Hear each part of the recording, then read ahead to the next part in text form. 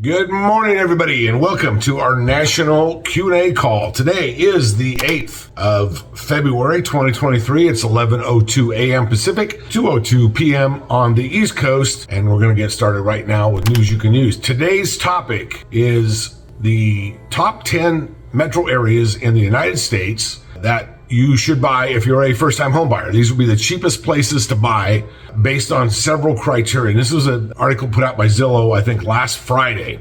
They based this on three factors. Number one, the lowest share of income needed. In other words, typically in this industry, you're looking at about a third to 40%. You don't want to go over 40% of your income to make a mortgage payment. So these were on that lower end of the scale, these 10. The second factor they looked at was there's lower competition, inventory versus buyers. In other words, there may be 3 or 4 houses for sale for every single buyer that's out there. So that's one of the factors. The second factor. The third factor is the highest number of price cuts. So they looked at this February 1 going back to October 1. So based on that period of time, these markets would have the highest number of price cuts. Now, I'll tell you that in a number of these markets, in particular, probably 5 of these markets I'm involved in. And in some cases, I'm involved from the standpoint of flipping in these markets. So I have a little bit of insight. But let me go through what they're telling you, and then I'm going to tell you why I don't think they're correct in some of these cases. The 10th, and I'll start from 10 going into number 1. The 10th best market in the U.S. to get an affordable house right now, according to Zillow, is Little Rock, Arkansas. The average price is $202,000 there in Little Rock, Arkansas.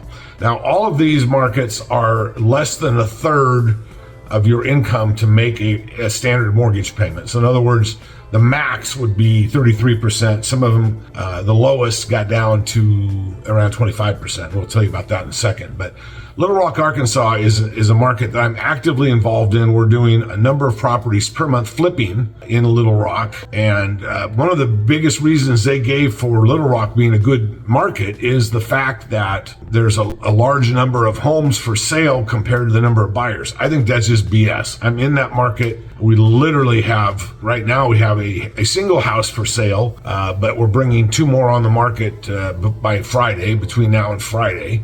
And I've got probably four in rehab. And we've been selling there for almost a year, and nothing lasts on the market very long.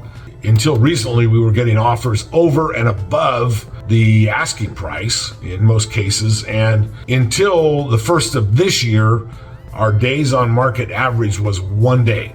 That was what we averaged for all of 2022. So now the 202,000 is about right. We can buy houses there for 50, 60,000, put another 35 to 40 in it, and we can sell them for 170 to 195, 200, that kind of thing. So we're literally in the starter market in that town, and it is a good market for buyers, but I have not seen 6 houses available for every buyer. So I'm dubious about that thing. It is a very inexpensive market, but then again, jobs don't pay much in Little Rock. Number 9, St. Louis, Missouri. I've dealt in St. Louis over the years, don't have anything currently going on there. It's the highest price of all of these cities with a average sale price, $246,000. Number 8, Pittsburgh, Pennsylvania. I've been in Pittsburgh for 18 years, something like that, probably 2003, 20 years. In Pittsburgh, currently actively involved in flipping houses in Pittsburgh. I own rentals in Pittsburgh, unfortunately, as well. And there is a long time, Pittsburgh's notoriously been a long time on market, but you can generally get your price. And, once again, I don't see this big mismatch between numbers of buyers and inventory. But like all of these markets, I can tell you right now that the product, that the house that has been best rehab, that's had the best job in terms of rehabbing, the highest quality looking product, sells fast and it sells for your price. So Pittsburgh is another market where we have not had to discount anything, but it is slow. It takes 30, 60 days to get a sale, even though you get a lot of people looking at your houses there. It's a great first-time homebuyer market. Pittsburgh is one of those few markets in the U.S. where it is literally cheaper to buy a house than it is to rent the exact same house. So we had an example where we sold a house that had been renting for $1,500 before we bought it, converted it over from a rental to an owner grade, and the payments, even at 6%, were like $1,200 PITI for. Actually, did not include taxes because taxes get high in Pittsburgh depending on what school district you're in. But nonetheless, it's cheaper by 20% to buy a home than it is to rent. So that's one of the reasons why it's a great first-time home buyer market. And the average price, $209,000, very inexpensive. Number 7, unfortunately, I have a lot of rentals here and have for years. I do not like this market, but it's Detroit, Michigan. And these are metro areas. So I would never, ever, ever buy and rehab or buy and own a rental in the city of Detroit. There's a couple of idiots that I've known who've done that, myself included.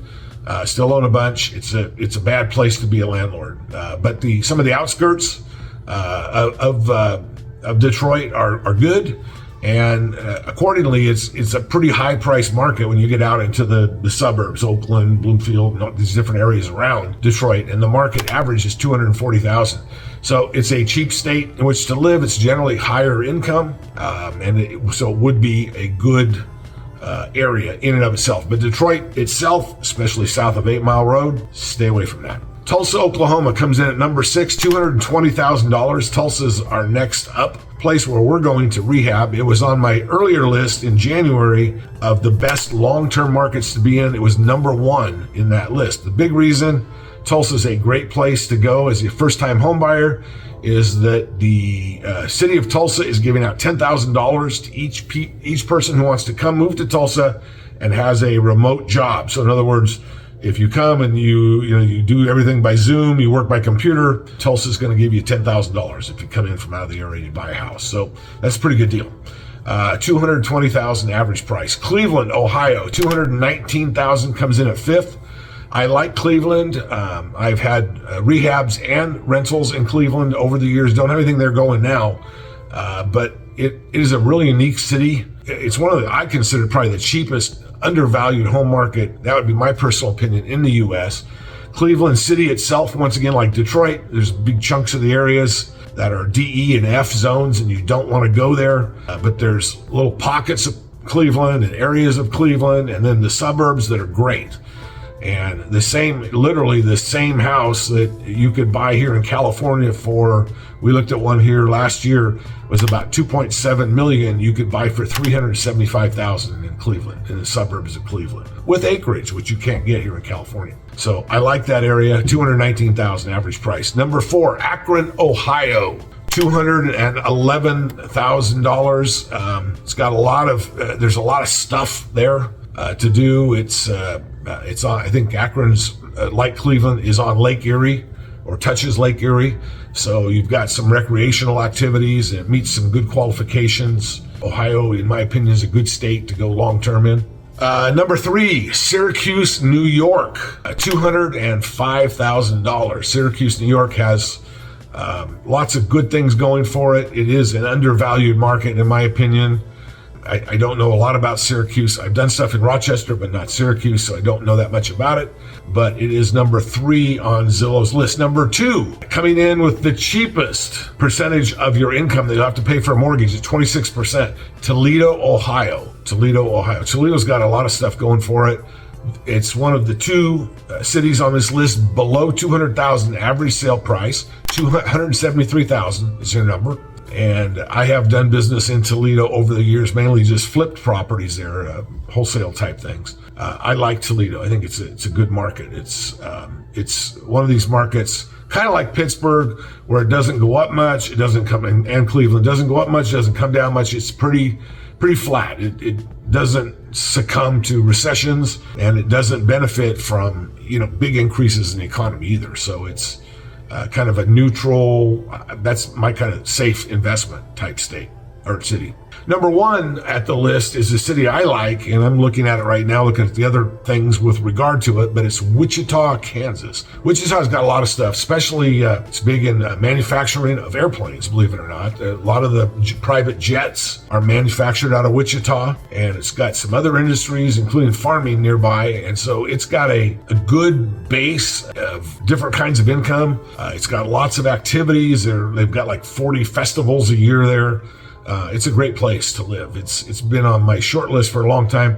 I just never have done anything there. I do want to take a look at that, but especially now that it's number 1 on the list, $199,000, number 1, Wichita, Kansas. All right, that's it. Okay, thank you for watching. If you get a minute, I would love to hear your comments about what you think of these videos. Feel free also to put in any topics down here in the comment section, things that you'd like to hear me discuss. Any questions you want, go ahead and put in here. We'll make sure we get a video on it when we get time. And as always, please like and subscribe. Hit that ring the bell button as well to get notified every time there is a new video. Thanks a lot, everybody.